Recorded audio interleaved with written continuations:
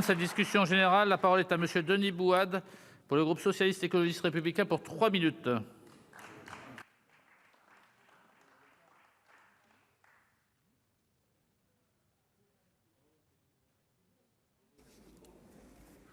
Monsieur le Président, Madame la Ministre, Madame le rapporteur, chers collègues, nos politiques d'aménagement du territoire et d'urbanisme se doivent d'investir les enjeux de la revitalisation rurale. On peut donc se satisfaire de l'examen de cette proposition de loi. Celle-ci s'appuie sur un constat simple, le déclin démographique de nos villages ruraux. Ce constat, nous le partageons. Il repose d'ailleurs sur une donnée objective qui, pour notre groupe, est essentielle. Cette donnée, c'est la part de logements vacants bien plus importante dans nos communes rurales que dans le reste de la France. L'attractivité naturelle de nos villages n'est pas à remettre en cause. Il nous appartient donc d'apporter des réponses politiques à ce phénomène. Beaucoup d'entre nous partagent des combats pour maintenir des services de proximité au plus près des besoins des Français. Partout dans nos campagnes, des maires se battent pour maintenir une école, un bureau de poste, un commerce. L'une des façons de maintenir ces services de proximité et ces services publics dans nos villages, c'est d'y maintenir et d'y attirer nos populations. Pour ce faire, nous devons adopter nos règles d'urbanisme. Urbanistiques qui, comme leur nom semble l'indiquer, sont parfois peut-être un peu trop urbaines, un peu trop éloignées des réalités et des spécificités de nos territoires ruraux. Clairement, il nous faut porter une ambition de revitalisation rurale.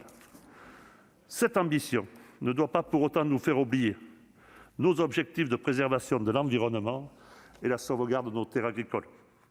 Alors oui, il peut arriver parfois des exigences qui sont à la fois pertinentes et légitimes, mais néanmoins potentiellement contradictoires dans leurs applications.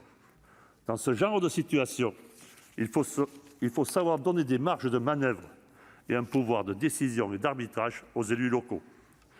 Là aussi, c'est le sens de cette proposition de loi et nous y souscrivons. Vous comprendrez donc que les sénateurs socialistes, écologistes et républicains voteront donc ce texte qui va dans le bon sens. Pour autant, nous souhaitons émettre une réserve qui a son importance.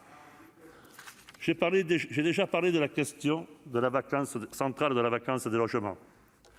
Dans le cadre de notre objectif commun de la lutte contre cette vacance aurait dû être la première des priorités.